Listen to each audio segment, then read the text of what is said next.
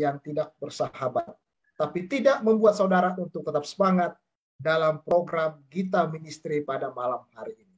Tentu kami sapa juga bersama dengan kita ada Bapak Evan Sinaga yang menyaksikan akan tayangan ini, dan yaitu saudara Peggy Cunga Egi, ya. Terima kasih yang sudah hadir menyaksikan akan tayangan program yaitu Prayer Ministry edisi berdoa pada malam hari ini. Saudara-saudara, terima kasih oleh karena hamba Tuhan, Pendeta Rudi Anjaya Purba. Selamat malam, Pendeta Rudi Anjaya Purba. Selamat malam bagi kita semuanya. Terima kasih. Apa kabar dari kota Medan? Kabar luar biasa, kasih Tuhan berlimpah bagi kita semua. Baik, terima kasih Pendeta Purba. Kita berikan media ini untuk memberikan satu renungan kekuatan, di mana kita akan berdoa dan mendoakan seluruh pokok-pokok doa dari saudara kita, sahabat Gita Ministry. Silakan Pendeta Purba. Salam sejahtera para pemirsa yang diberkati oleh Tuhan yang menyaksikan baik live streaming di Facebook, YouTube, atau media yang lain.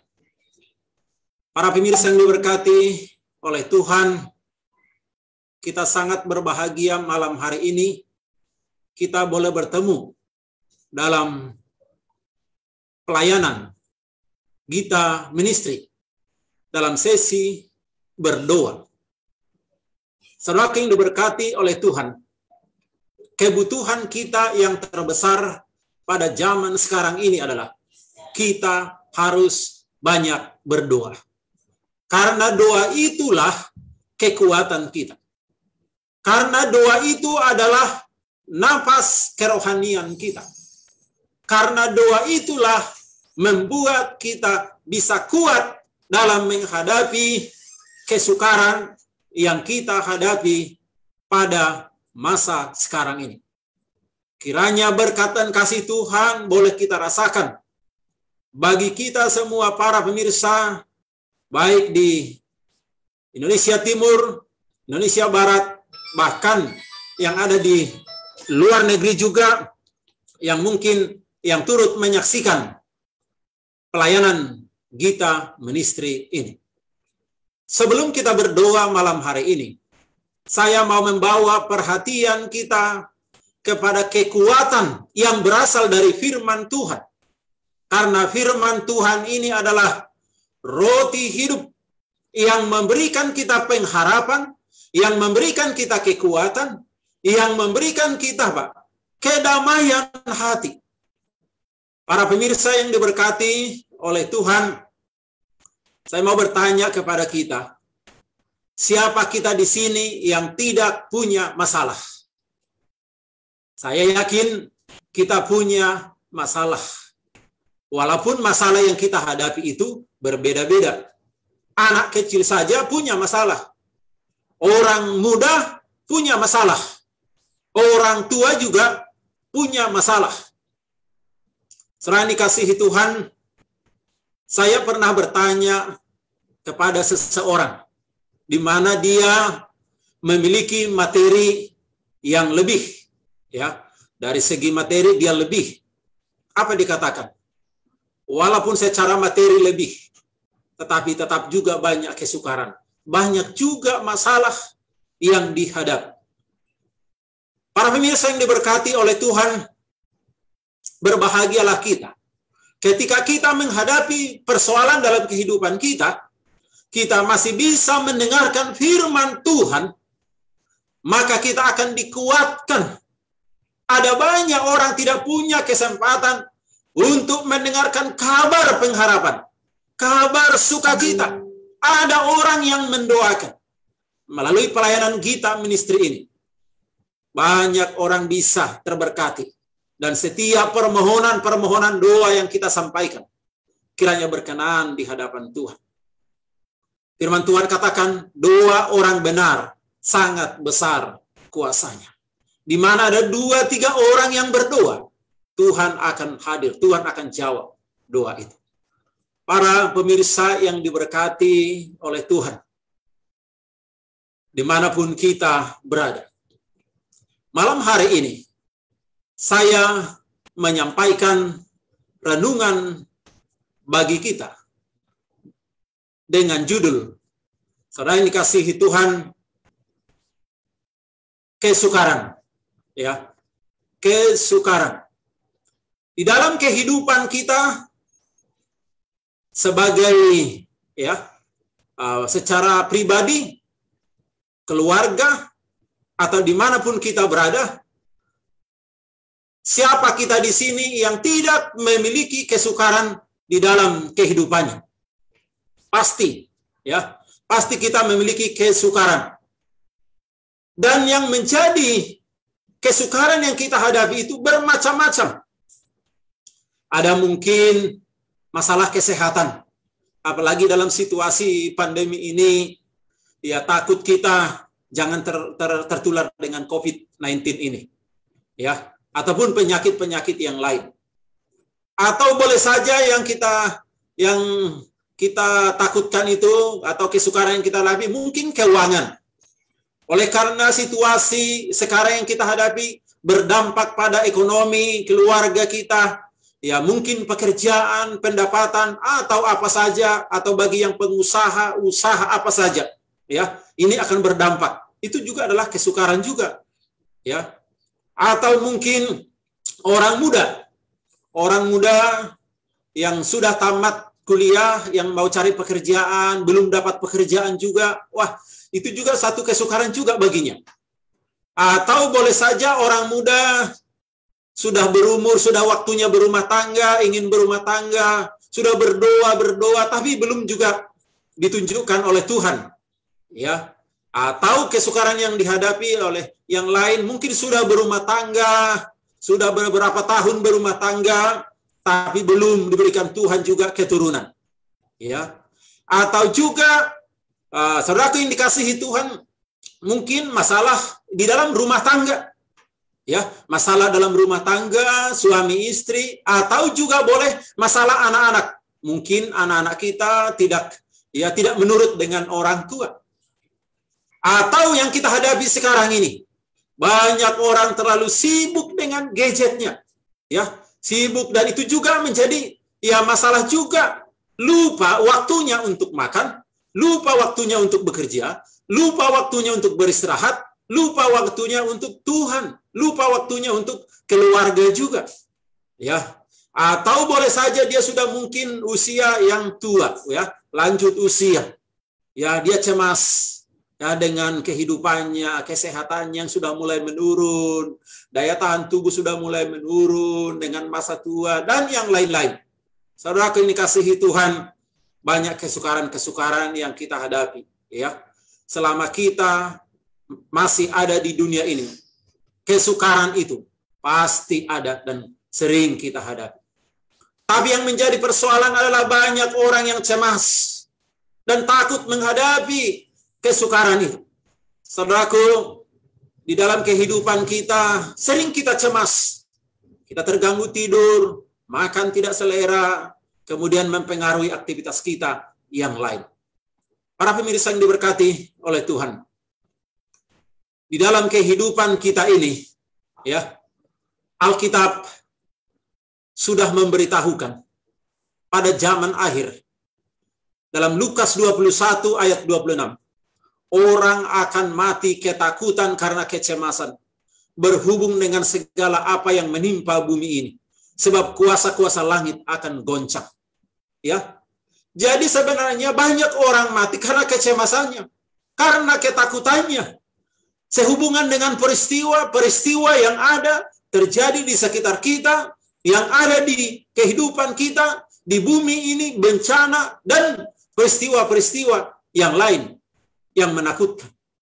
Saudara yang diberkati oleh Tuhan, di dalam kehidupan kita, Alkitab sudah memberitahukan. Pertanyaannya, kenapa mereka mati karena ketakutan, karena kecemasannya? Tidak punya pengharapan yang sungguh-sungguh kepada Tuhan dengan segenap hati.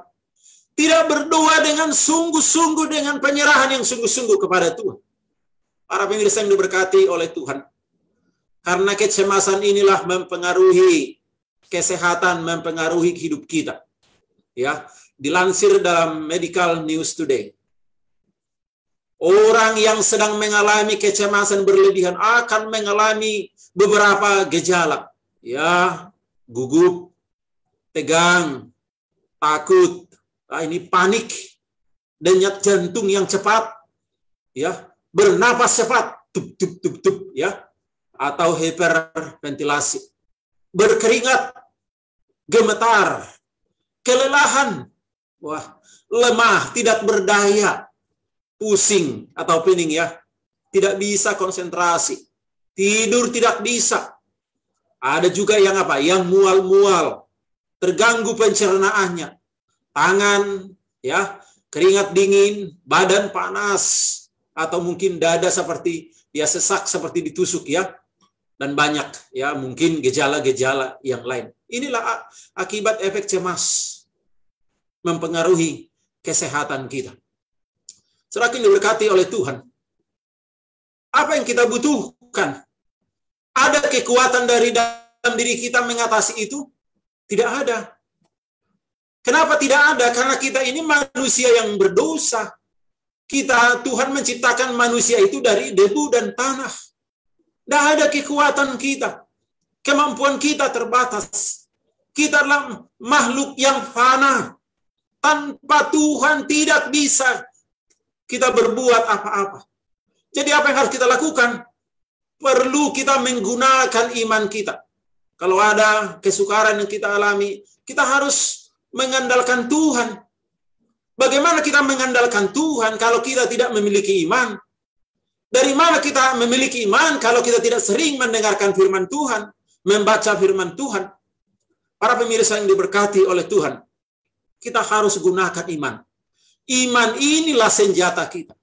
Dua adalah senjata kita supaya kita sanggup menghadapi kesukaran-kesukaran yang kita alami di dalam kehidupan kita. Semakin dikasihi Tuhan, banyak orang yang berpikiran sempit terhadap permasalahan yang dihadapi, ya, sehingga ada orang yang mungkin bunuh diri, ya, dia menyelesaikan masalahnya dengan caranya sendiri, ya. Ada juga orang dia lihat kesusahan itu begitu besar dan seolah-olah dia tidak sanggup menyelesaikannya. Lupa bahwa yang berkuasa di dunia ini adalah Allah yang Maha Kuasa, pencipta langit, ya, semesta ini. Dia sungguh baik, penuh kasih karunia. Dia tidak ingin kita susah, dia tidak ingin kita menderita. Dia selalu hadir dalam kehidupan kita. Saudaraku, kalau kita tidak memiliki iman atau kurang berdoa, sedikit ada kesukaran, kita langsung apa? Langsung down. Langsung kita mempersalahkan orang lain. Ada juga orang mempersalahkan Tuhan, ya, atau juga dia menyesali dirinya sendiri. Saudaraku dikasihi Tuhan, kita melihat hanya yang kelihatan secara manusia, memang ya itulah alamiah kita manusia berdosa. Ya, kita hanya menggunakan mata atau apa yang kita lihat ini. Kita sering tidak menggunakan mata rohani iman kita. Ya, sehingga kekhawatiran, kesukaran yang kita hadapi membuat kita buta. Buta artinya bukan fisik, ya, tapi buta secara rohani. Ya, buta secara rohani. Semakin dikasihi Tuhan, saya bawa perhatian kita kepada kisah di dalam Alkitab. Ya, boleh kita buka Alkitab kita. Ya, saya hanya sampaikan secara poin-poinnya saja. Boleh kita nanti ya sambil membuka bersama-sama. Ini kisahnya ada di dalam 2 Raja-Raja pasal yang ke-6. Di ayat yang ke-8 sampai ayat 23.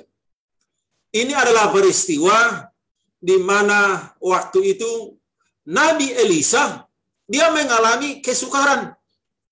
Terjadi peperangan antara bangsa Israel dengan tentara Aram, ya. Saudara dikasihi Tuhan, terjadi peperangan pada saat itu. Kalau kita baca di ayat 8 dan seterusnya, saudara dikasihi Tuhan, ya. Di ayat 8, Raja Aram ini berunding dengan pegawainya untuk menghadang Israel. Ya, untuk mengalahkan, menaklukkan bangsa Israel pada saat itu. Ya. Tetapi perundingan ini, niat busuk ini, niat jahat daripada Raja Aram ini sampai kepada telinga daripada Nabi Elisa. Sehingga Elisa menyuruh orang memberitahukan kepada Raja Israel supaya jangan lewat dari tempat ya yang mereka sepakati dengan Raja Aram.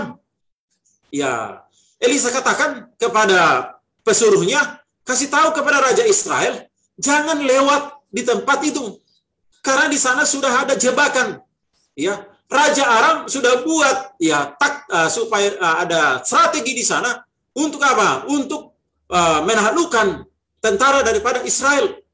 Saudara dikasihi Tuhan, kalau kita baca ayat-ayat selanjutnya, pada waktu ya tentara Aram sudah bersiap-siap ya di tempat yang sudah mereka rencanakan itu, ternyata benar ya tentara Israel tidak melewati tempat itu, sehingga mereka merasa tertipu. Ya, Raja Aram pun marah. Berarti ada yang mengkhianat. Ada di antara kita ini yang membocorkan rahasia ini. Ya, saudara dikasihi Tuhan, dicari-cari. Tolong cari tahu siapa yang memberitahukan, siapa yang membocorkan rahasia ini. Selidiki, bawa, hadapkan kepada saya, kata Raja Aram pada saat itu. Saudara dikasihi Tuhan, akhirnya ketahuanlah bahwa yang memberitahukan itu adalah Nabi Elisa. Ya, Nabi Elisa. Dan Nabi Elisa, saudara dikasihi Tuhan, berada di dataran Dotan. Ya, di dataran Dotan. Informasi keberadaan daripada Elisa diketahui oleh Raja Aram dan tentaranya, sehingga Raja Aram menyuruh tentaranya dengan perlengkapan kuda, perlengkapan senjata untuk menangkap Elisa yang berada di lembah atau di daerah Dotan tersebut. Selain diberkati oleh Tuhan, Raja Aram mengirimkan kereta kuda, tentara yang besar, dan Dotan itu dikepung. Ya.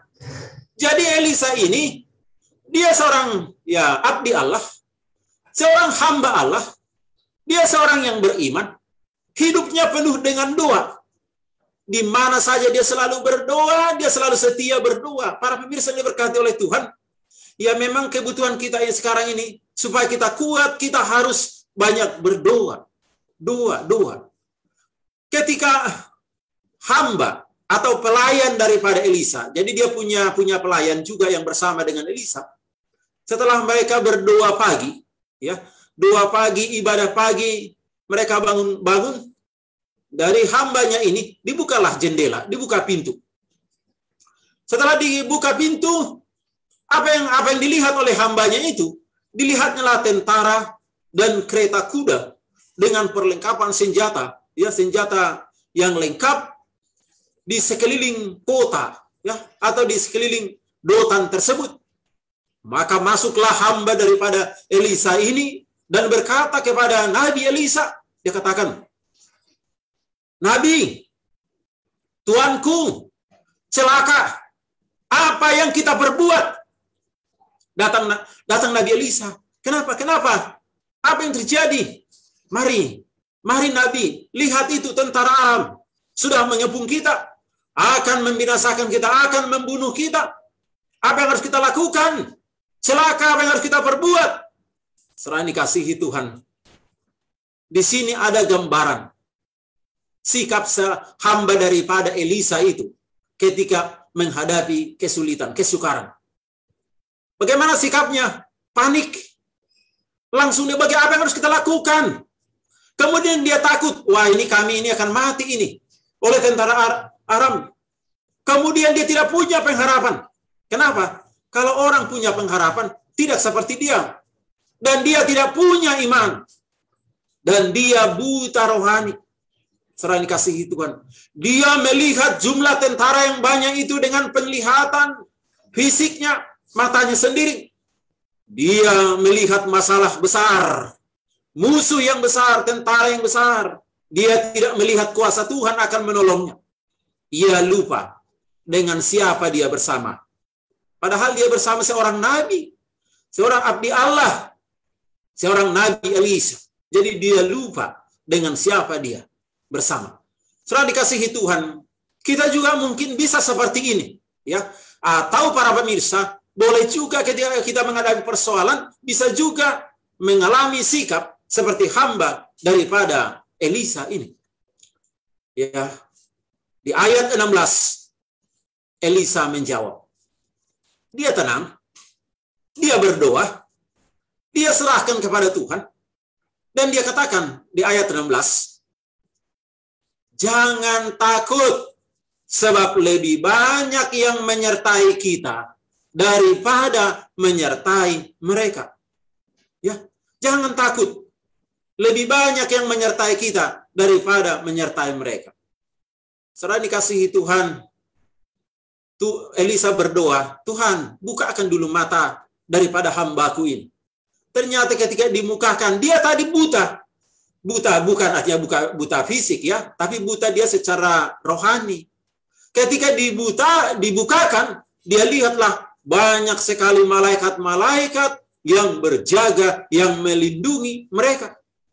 Saudara yang dikasihi Tuhan, lebih banyak yang menyertai ya mereka. Saudaraku, bagaimana dengan Elisa dalam kesulitan, kesukaran itu? Dia tenang menghadapi masalah itu. Ketika dia lihat tentara Aram ya di keliling kota Dotan itu, dia pergi kembali ke kamar, ke dalam ruangan itu, berdoa bertelut, meminta pertolongan dari Tuhan. Dia berdoa dan dia punya pengharapan. Dia yakin Tuhan akan menolongnya. Mata rohaninya melihat ada malaikat yang menjaga dia. Dia selalu ingat dengan buku Pemazmur. Malaikat Tuhan berkemah di sekeliling orang-orang yang takut akan dia. Dia yakin Allah akan menyelesaikan kesukaran itu. Saudaraku, baginya hidup ada di tangan Tuhan. Walaupun dia lihat musuh banyak yang akan mau menangkapnya, dia percaya hidup mati ada di tangan Tuhan. Saudaraku, dan bukan hanya itu, yang berperang melawan tentara Aram itu bukan dia, karena dia tidak punya senjata, tidak punya kekuatan, tapi dia yakin Tuhan akan berperang. Ya, saudaraku yang diberkati oleh Tuhan, lalu Elisa berdoa. Inilah Gita ministry itu, prayer and devotion. Berdoa. Lalu Elisa berdoa, Tuhan, semoga Engkau membuka mata pelayanku supaya melihat. Apakah dijawab Tuhan doa Elisa? Ya, dijawab. Dijawab Tuhan doanya, sehingga ketika pelayannya itu melihat, dilihatnya gunung itu penuh dengan kuda, kereta berapi yang mengelilingi Elisa. Jadi saudara dikasihi Tuhan, kereta berapi yang mengelilingi Elisa lebih dahsyat, lebih hebat. Tuhan menjawab doa Elisa. Mujizat terjadi. Dan di sana lihat kebesaran Tuhan di sana. Saudara dikasihi Tuhan, ketika orang-orang Aram atau orang-orang Syria itu mau menyerang Elisa, Elisa berdoa. Ya, apa doa Elisa? Tuhan, butakanlah kiranya mata orang ini. Apakah dijawab Tuhan doanya? Dijawab. Tuhan mengabulkan doa Elisa dan mereka semuanya menjadi buta. Ya, saudara dikasihi Tuhan. Ya, pada waktu itu Elisa pun apa? Elisa pun turun kemudian menjumpai ya tentara-tentara Aram itu. Elisa mendatangi mereka dan berkata, "Hei tentara Aram, kalian sesat. Kalian mau kemana? Ini bukan kota yang kalian cari. Ya, saya tahu kemana kalian. Saya tahu siapa yang kalian cari. Mau kalian kutunjukkan? Ya, mau, kata mereka. Mari ikut saya. Nanti saya antarkan kepada orang yang kalian cari." Saudara dikasihi Tuhan, padahal yang mereka cari itu ada di hadapan mereka. Nabi Elisa yang telah mengkhianati, yang membocorkan rahasia yang mereka lakukan. Jadi saudara dikasihi Tuhan, mereka buta. Padahal di hadapan mereka itu ada Elisa yang mereka cari. Maka apa yang terjadi? Lalu Elisa pun mengantar mereka ke Samaria. Ya, jadi dibawalah ini. Ya, jadi saudara dikasihi Tuhan, jaraknya ini dari Dotan ini ke Samaria ini lebih kurang sekitar 10 kilometer. Ya, kemudian dibawalah ke sana. Pada waktu mereka saudara dikasihi itu di perjalanan, bayangkanlah Bapak Ibu para pemirsa, berapa jam mereka dalam perjalanan itu sampai dengan tentaranya yang banyak. Elisa di depan menunjukkan jalan, tidak tahu mereka padahal yang mereka cari itu adalah ada di hadapan mereka. Pada waktu mereka memasuki kota itu, sudah sampai ini di Samaria, lalu Elisa pun berdoa. Apakah dijawab Tuhan doanya? Dijawab Tuhan. Tuhan bukalah kiranya mata mereka supaya mereka melihat. Tuhan pun mengabulkan doa Elisa. Apa yang terjadi? Ia membuka mata orang-orang itu, tentara Aram itu. Dan mereka heran. Mereka melihat bahwa mereka sudah dikepung oleh tentara Israel, berada di kota Samaria. Kalau dikasihi Tuhan, mereka terkejut. Kok bisa kita ini dikelilingi oleh tentara Israel? Kok bisa kita ini terjebak? Saudaraku, para pemirsa yang diberkati oleh Tuhan. Inilah kuasa doa. Inilah kuasa iman. Mujizat akan terjadi kalau kita benar-benar beriman. Mujizat akan terjadi kalau benar-benar kita sungguh-sungguh berdoa. Elisa meminta supaya mata daripada hambanya itu dibukakan, dijawab Tuhan. Elisa berdoa untuk tentara Aram supaya dibutakan matanya, dijawab oleh Tuhan. Elisa berdoa supaya dibukakan mata daripada tentara Aram, dijawab Tuhan. Bapak Ibu, saudara yang diberkati oleh Tuhan. Mungkin banyak doa-doa yang kita minta kepada Tuhan. Terus kadang kita berdoa, mungkin kita menangis. Mungkin kita berpuasa. Terus kita berdoa menyampaikan segala keluh kesah pergumulan yang kita hadapi. Mungkin ketika dilihat orang kita tertawa, tapi dalam hati kecil kita memiliki beban. Ya, kadang tidak tahu kita kemana ceritakan beban kita itu. Kalau kita ceritakan kepada orang lain, belum tentu menyelesaikan masalah. Tapi kalau kita ceritakan kepada Tuhan, Tuhan akan menolong kita. Saudaraku, di ayat 20, saudara dikasihi Tuhan, terjadi di sana mujizat, ya. Terjadi ya satu kuasa Tuhan yang luar biasa. Sehingga tentara Israel pada waktu itu ingin mau membunuh tentara Aram. Tapi Nabi Elisa katakan, jangan. Apakah engkau biasa membunuh orang yang sudah tertawan? Tapi Nabi Elisa tetap berbuat baik kepada tentara-tentara Aram. Apa yang disuruh oleh Nabi Elisa? Jangan kau apa-apain dia.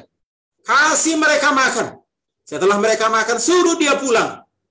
Bapak Ibu, sering kita ketika disakiti orang lain, sering kita ketika kita mau dibinasakan oleh orang lain, tapi Elisa masih menyuruh, kasih makan, doakan dia, biarkan dia. Artinya Bapak Ibu, itulah orang yang benar-benar beriman. Orang yang sungguh-sungguh berdoa. Kita selalu sabar, saudara yang dikasihi Tuhan. Di dalam kehidupan kita pada malam hari ini, ya, banyak pergumulan yang kita hadapi.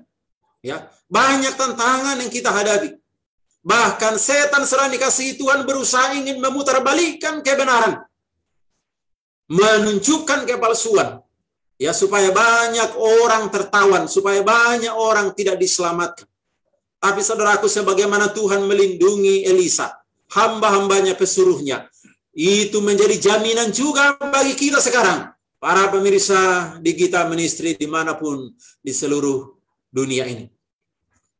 Janji Tuhan, Allah tidak pernah meninggalkan pesuruh yang terpilih. Sekali peristiwa dalam suatu penyerbuan orang Aram, Raja Aram berusaha membinasakan Elisa oleh sebab kegiatannya yang memberitahukan kepada rencana Israel dan rencana-rencana musuh. Tetapi apa? malaikat Tuhan telah turun dengan kuasa besar, bukan untuk membinasakan, bukan untuk menuntut penghormatan, tapi berkemah di sekeliling hamba Tuhan yang lemah, yang tidak berdaya itu. Kita lemah tidak berdaya, tapi percayalah para pemirsa, Tuhan akan selalu hadir dalam kehidupan kita.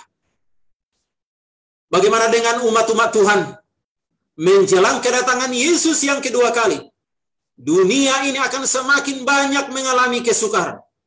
Dalam 2 Timotius 3:1 dikatakan pada hari-hari terakhir akan datang masa-masa yang sukar.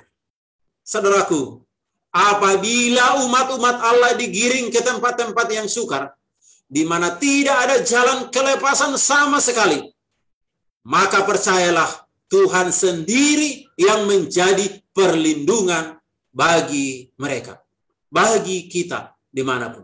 Oleh karena itu kesimpulan daripada renungan sebelum kita berdoa pada malam hari ini, ketika kita mengalami kesukaran, ketika kita mengalami kesulitan apapun secara pribadi dalam kehidupan kita, tenanglah menghadapi kesukaran itu. Jangan kita panik. Tetaplah berdoa. Banyak kita berdoa. Semakin banyak kita berdoa, semakin banyak kesukaran kita hadapi, tetap kita semakin banyak berdoa. Walaupun tidak ada persoalan yang kita hadapi, jangan berhenti berdoa. Teruslah berdoa. Milikilah pengharapan sama seperti Elisa tadi. Ya, dia punya pengharapan. Gunakanlah selalu mata rohani kita. Gunakan sekali iman kita. Dengan iman kita akan melihat bagaimana kuasa Tuhan yang dahsyat terjadi dalam kehidupan kita. Saudaraku, Tuhan akan selalu bersama dengan kita. Musuh kita adalah setan, kuasa-kuasa kegelapan. Setan itu dalam buku Petrus dikatakan sama seperti singa yang mengaum-aum ingin menerkam mangsanya. Apalah daya kita, apalah kekuatan kita, apalah senjata kita. Tidak ada. Kita ini seperti domba yang sesat, yang lemah, tidak punya kekuatan. Hanya pertolongan kita adalah dari Tuhan. Dalam situasi pandemi sekarang ini, kesukaran-kesukaran yang kita hadapi, ya mari kita berdoa. Semoga pandemi ini berakhir. Tetapi saudara dikasihi Tuhan, banyak problem yang kita hadapi. Banyaklah berdoa. Semoga melalui pelayanan Gita Ministry, banyak orang terberkati. Di dalam banyak berdoa, banyak berkat. Sedikit kita berdoa, sedikit berkat. Kalau tidak ada berdoa, ya tidak ada berkat yang kita terima. Ada juga yang katakan, kalau kita banyak berdoa, semakin banyak kuasa yang kita miliki. Kalau kurang kita berdoa, kuasa kita juga mengalahkan kesukaran itu sedikit. Apalagi kita tidak berdoa. Mari kita banyak berdoa. Tuhan bersama kita. Amin. Puji Tuhan. Satu perenungan yang sangat luar biasa, Pendeta Purba. Ya, saya tadi senang, mungkin pemirsa dimanapun Anda berada, Anda sepakat bersama dengan saya, ketika kita mengalami kesusahan, maka Allah berkemah atau malaikat berkemah di sekeliling kita. Begitu Pendeta Purba ya? Amin. Luar biasa. Ada beberapa poin yang saya catat tadi. Kesimpulannya, tenang, tetap berdoa, punya pengharapan, dan juga gunakan mata rohani iman kita. Dan bukan itu saja, bahwa kita harus yakin hidup ini ada di tangan Tuhan. Dan Tuhan akan bersama dengan kita. Luar biasa. Terima kasih Pendeta Rudian Jayapurba yang sudah membagikan satu perenungan atau satu devotion ya, yang sudah memberikan dimanapun kita berada bahwa saat ini waktunya kita akan berdoa.